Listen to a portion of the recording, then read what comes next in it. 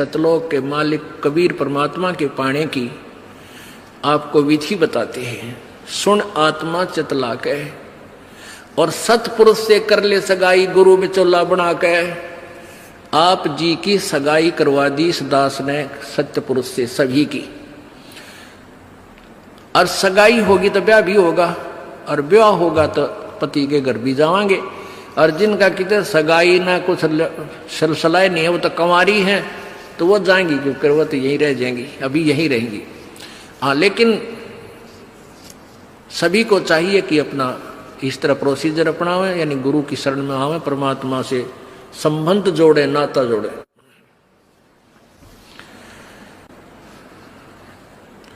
सतपुरुष से कर ले सगाई, गुरु बिचौला बना के, फिर सत्संग बान बैठिए लाडो और दान की मेहंदी रचा के। जैसे बान बैठाया करते हैं, 5-6 दिन बैठाया करते हैं, 6-7 दिन,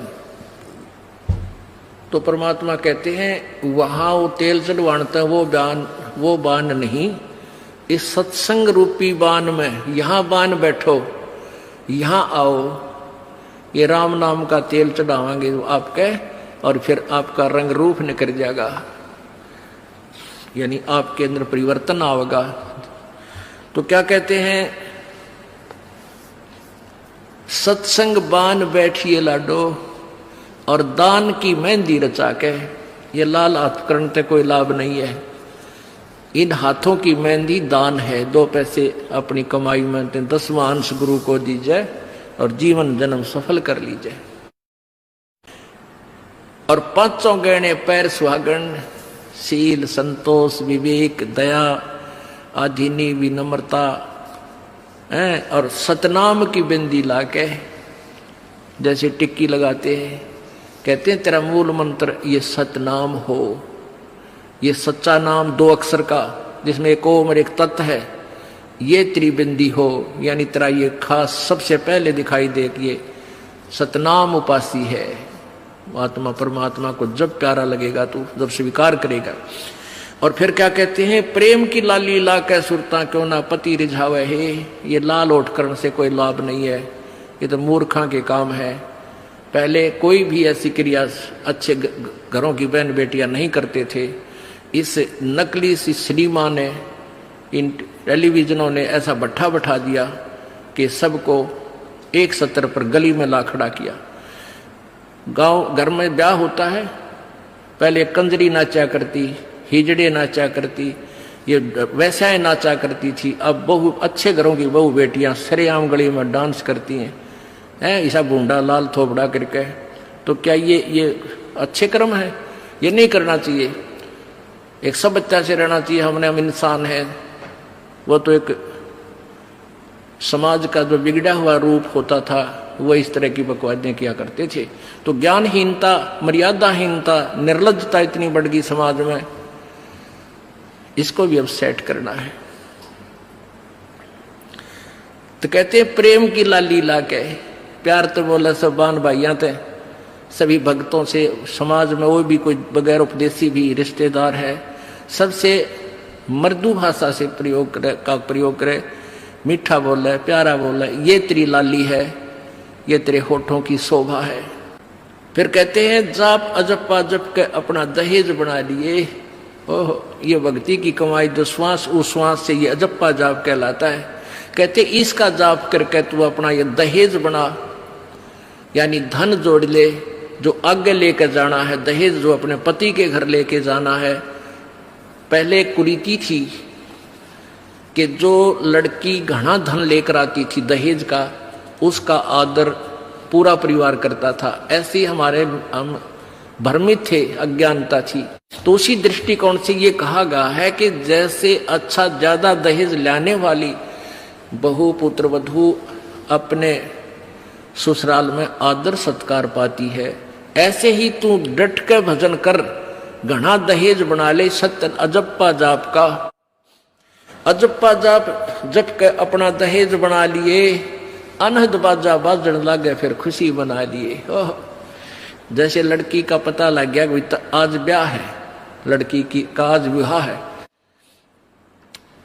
अब कई बच्चे बकाया करें, न्यों कहेंगे ए तेरी बारात आ गई, और फिर न्यों कहें कोई ना आई क्यों ना जीवरी है, यानी उसने खिजाया करते हैं। तो फिर वो लड़की सोच लेती है बांधन दे दे भौंके जाएंगे। तो कहते हैं जब वो बाजा बाजन लाग जा तब सोच लिए बात लवा लाग ली कि आ गई बारात। तो कहते हैं आप भक्ति जब करोगे तो आपको ऑटोमेटिकली आपके ये ऊपर के यहां से ऊपर के हिस्से में बहुत सी आवाजें, कई प्रकार की आवाजें आने लग जाएंगी। इसमें जो हमें आवाज सुनती हैं ये प्राथमिक भक्ति की लक्षण है, अंतिम नहीं है। हाँ, ये भी सुननी चाहिए, सुनेंगी, आपको अवश्य सुनेंगी, ना चाहते हुए भी सुनेंगी। और कभी सुनना चाहो तो कभी 2, 4, 10 मिनट, कभी कभी डेली नहीं, कभी ऐसे कान बंद करके एकांत स्थान पर सुन लेना, आपको सारा साजबाज अंदर बाजता दिखेगा, जिसकी भक्ति इस लक्षण हो गए। कुछ एक को वैसे भी सुनती है जिनके पूर्व जन्म की भक्तियां होती हैं और फिर धीरे धीरे उनकी बंद हो जाती हैं, आगे कुछ नहीं सुनती, चाहे वो किसी का नाम जाप ले रखा है। तो वो तो ऐसा सुनना, ये देखना तो ऐसा है जैसे आपने बैंक में कमाई करी की और बैंक में पैसे जमा करा दिए, और उस बैंक की कॉपी ने कभी देखना चाहो तो खोल के देख लो। और ये दूसरे जो पंथ बताए हैं, ये साधना, इनकी नाम गलत हैं और कहते हैं ध्यान लगाओ, मेडिटेशन करो, कान बंद करके, आंख बंद करके, अंदर आवाज सुनो, शब्द सुनो। ये कोई फायदा नहीं। अब जैसे धंधा करता नहीं और बैंक में जब पूर्व जन्म की पहले की जो डिपॉजिट है 20-30 हजार, उसने रोज देखे जाने, कहा 20,000 है, और 20,000 में काम तो ना चले, फिर वो निकलवाने भी उसी में तो पड़ेंगे, वो एक दिन जीरो हो जाएंगे। वो तो जैसे आपको ये आभास होंगे किसी भी वस्तु का, जैसे हम हमारी आंखों, आपकी जो भक्ति करते हैं उनकी आंखों के सामने बहुत सी चीजें ऐसे चलती दिखाई देंगी। कभी तो ऐसा आभास होगा जैसे कोई मक्खी आ गई, कोई मच्छर जा रहा है, या कोई ऐसी कोई लाइन सी दिखाई देती है। तो ये आपकी भक्ति की कमाई है, प्रतिफल आपको दिख रहा है। और कई एकादा क्या करे हमारे भक्त, एक बहन भगत भाई आया ने बोला जी मैंने तो आंख दिखा ली, मेरी तो आंखों में डिफेक्ट हो गया। वहाँ क्या हो गया कि आगे बेरानी काला काला दिखे जा, नो देखूं जब भी दिखा, मन तो कई बार डर भी लग जाता है। और डॉक्टर का इसका ऑपरेशन करेंगे, रमा भले आदमी क्यों आंख पड़वावे, ये तेरी भक्ति की कमाई दिखाई दे रही है, तेरी जो बैंक में जमा कराए हैं वो कॉपी में दिखे तेरे को। ये तो भगवान आत्मा ने दिखेंगे बेटा, जिनकी कमाई शुरुआत हो चुकी है। जेता अंजन आंजी चश्मों में दिखंत ने बोला सचमुच में, कहा सचमुच, फिर खुश हो गया, तेरा गजब भैया। तो ये जो सामने दिखाई देते घबराना नहीं, बहुत से भ्रमित हो जाते हैं क्योंकि बार बार ये दास नहीं बता पाता आपको। तो प्रत्येक सत्संग में आओगे तो कभी ना कभी हर पहलू पर विचार विमर्श दिया जाता है। तो घबराना नहीं है, ये आपकी आंखों के सामने कोई वस्तु दिखाई देगी, वो आप ही बताओगे, दास बताओगा तो तुम झूठ भी बोल दोगे। तो वो आपकी जितनी कमाई है वो अपने आप बढ़ती जा रही है, उसका लेवल बता रहा है।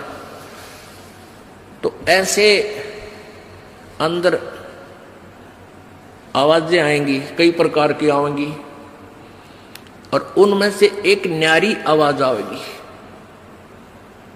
एक मुरली की आवाज आएगी। और वो मुरली, वो आवाज जो है, जो इसमें पिंड में जो आएगी वो यहीं तक की है, ये महास्वर्ग तक की है। और जो वास्तविक धुन, वास्तविक जो आवाज है वो इस अंड और पिंड से पार है, वो सतलोक में है। वो वहां जाकर आपको वो बात बाहर सुनाई देगी।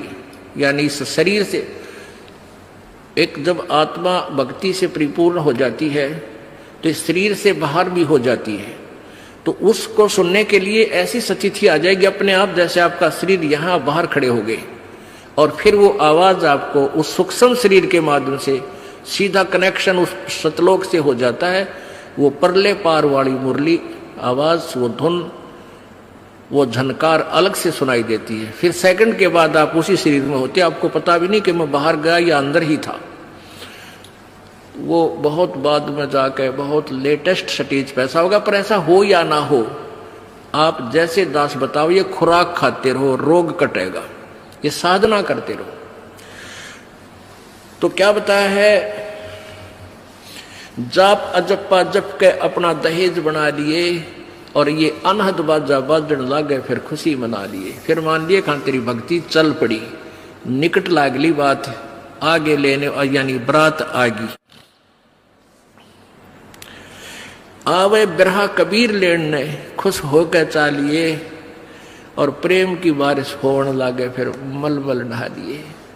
जैसे आपने कल सुना था, बिना प्रेम पावे नहीं चे करोड़ समाधि ला। होय होय।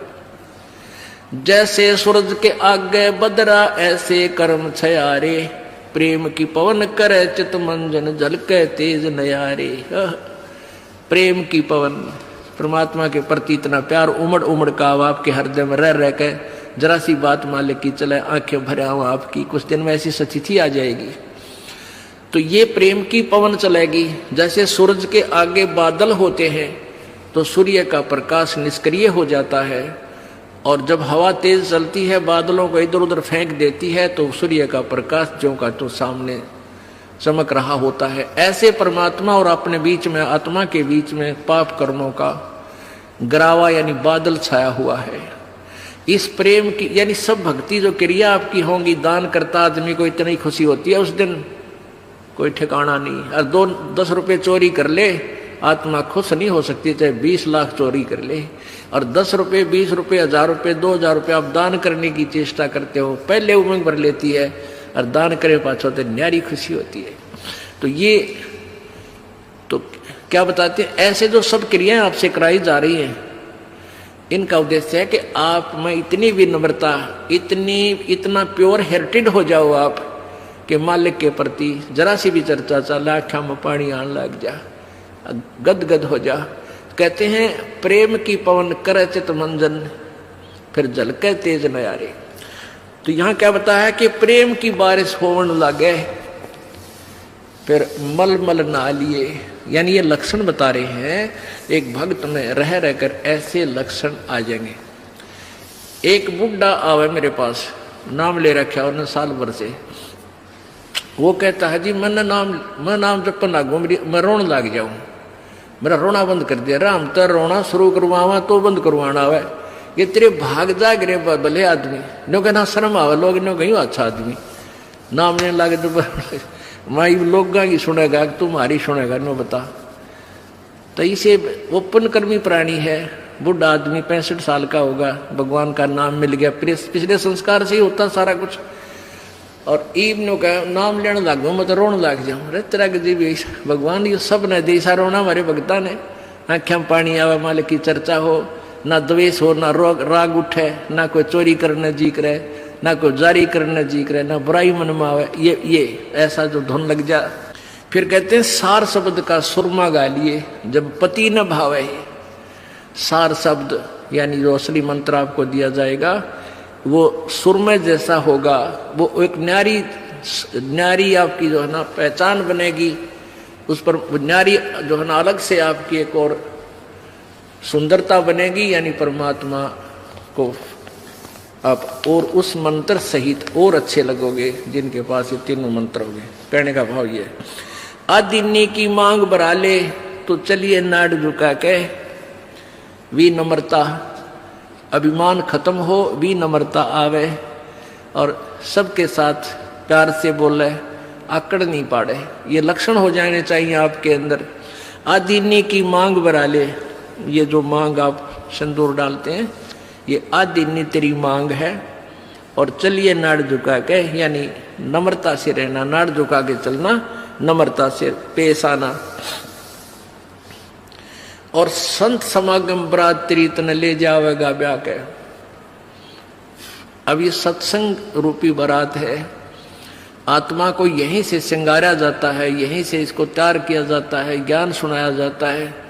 तो ये परमात्मा, सत्संग आने वाली आत्मा ही परमात्मा के पास जाएगी, यानी ये बरात वाले ही, बरात ही समझो उस मालिक की।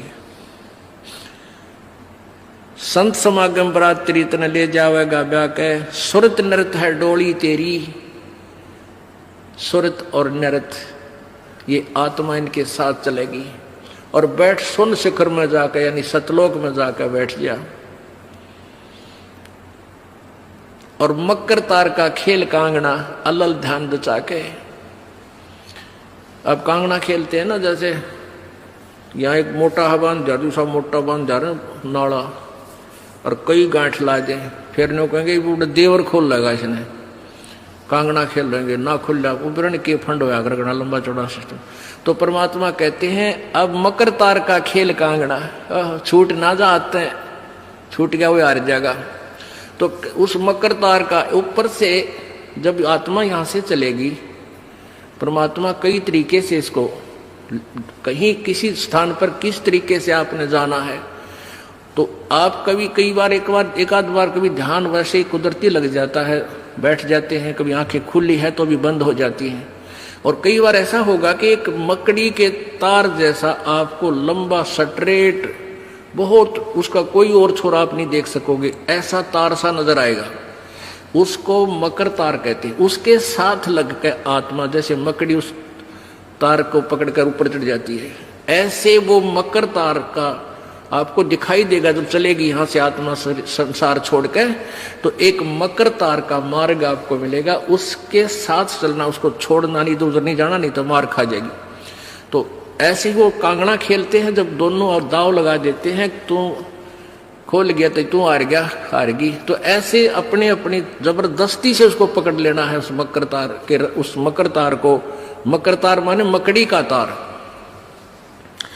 ऐसा एक रास्ते में आपको ये गाइडलाइन होगी कि इसके साथ साथ चल, भ्रमित ना होना सतलोक जाने के लिए। वो कुछ समय कुछ स्थान तक मकर तार है, उसके बाद फिर परमात्मा का अलग से मार्ग है। सुरत नृत्य है डोली तेरी, बैठ सुन शिखर में जाके, मकर तार का खेल कांगना अल्लल ध्यान दे जाके। एक एक वाणी का आधा हिस्सा भी इतना जबरदस्त भर रखा भगवान ने। अब अलल पंख, अल्लल ध्यान दे जाके, एक अलल पक्षी होता है, उसको अनल भी बोलते हैं। अनल, अनल माने वायु, यानी वो आकाश वायु में ही रहता है, ऊपर नीचे नहीं आता। वो अंडे भी ऊपर ही दे देती है वो अलल पक्षी मादा, और उन अंडों को हवा में छोड़ देती है, और ऐसे स्थान पर अंडे देती है, पैदा करती है कि नीचे केले के बन हो, केले के बन। तो केले कैसे फंसे रहा कर, केले के बना बनो आपस में बहुत लंबे लंबे बढ़ जाते हैं।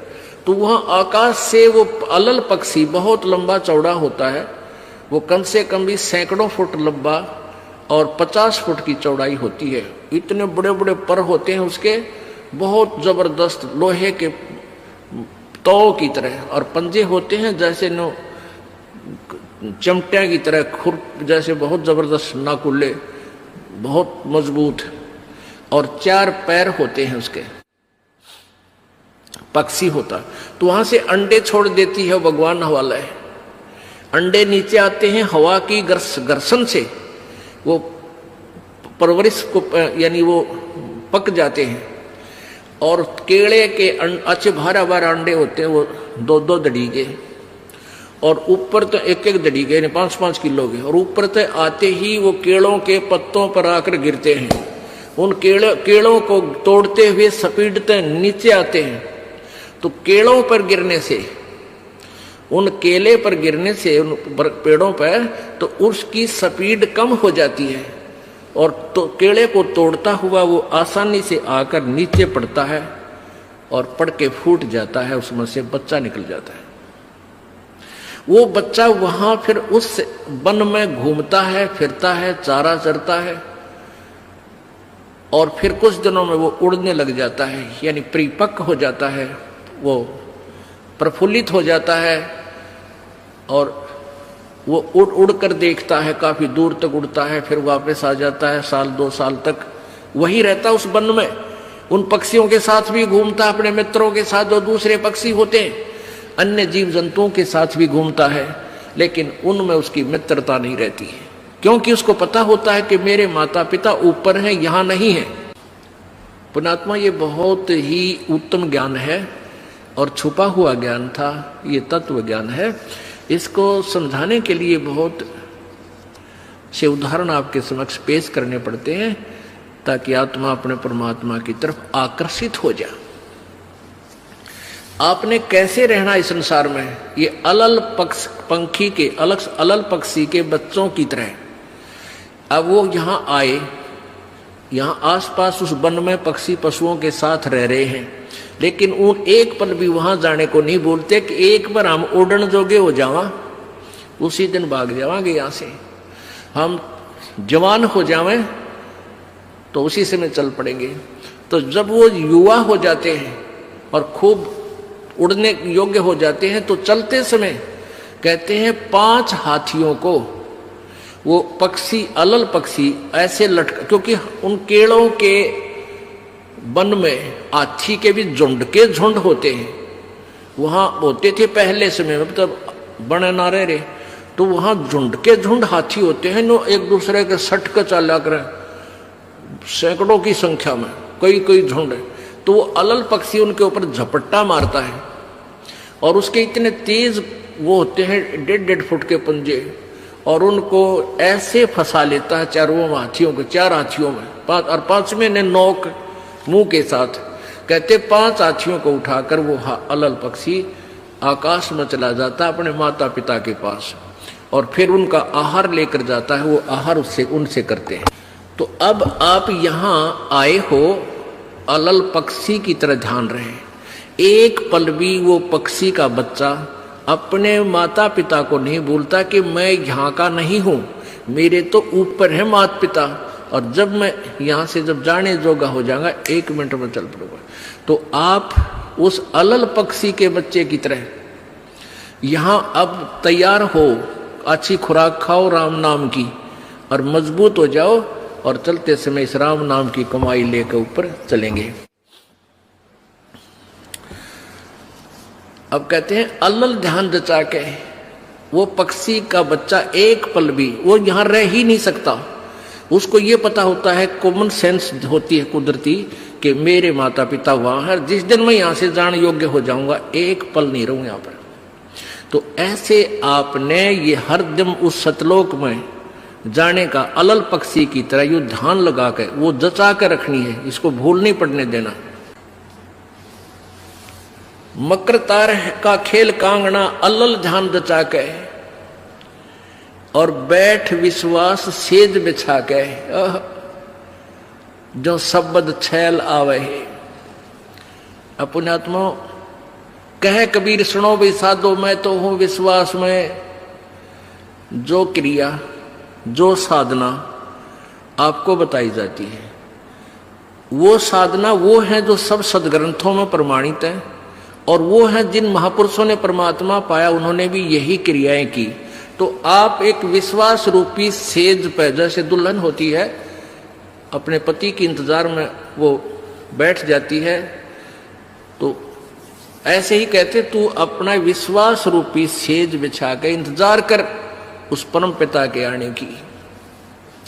विश्वास तेरी सेज है, यानी तेरा विश्वास है तो मालिक आवेगा, और विश्वास नहीं है तू वहां से चला गया कि तो फिर पति कहां मिलेगा। कहने का भाव ये है कि डगमग नहीं होना है, अपना विश्वास दृढ़ रखना, जो बताया गया ये विधि और यही भक्ति आपको परमात्मा मिलाएगी। यानी शब्द छैल का अर्थ है वो अविनाशी परमात्मा, शब्द अर्थ अविनाशी को कहते हैं। अविनाशी परमेश्वर तेरा पति तुझे वहां लेने आएगा, और इस प्रकार हम परमात्मा पाएंगे। बोलो सतगुरुदेव।